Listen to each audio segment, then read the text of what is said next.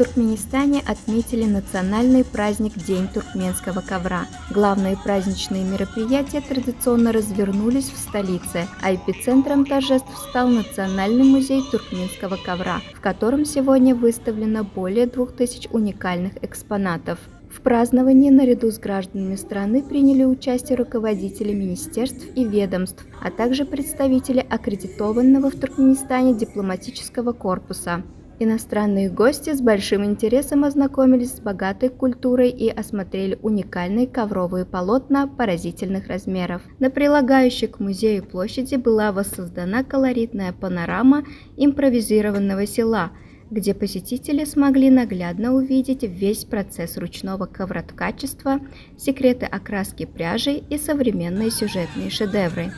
Искусство туркменского ручного ковроделия внесено в репрезентативный список нематериального культурного наследия человечества ЮНЕСКО.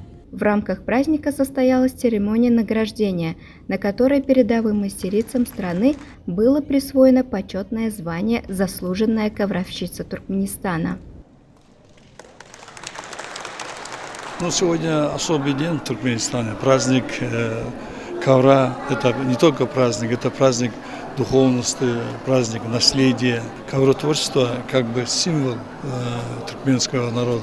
И туркменские мастера внесли огромную лепту развития не только туркменской культуры, но и турецкой культуры. Да? И сегодня мы вручили международный сертификат объединения Туркменхалы. Это как бы признание их творчества, мастерство. И для сохранения они тоже внесли огромную лепту свою, поэтому они нами были достойны оценены. А также известным мастерам мы вручили почетный диплом Международной организации Турсой.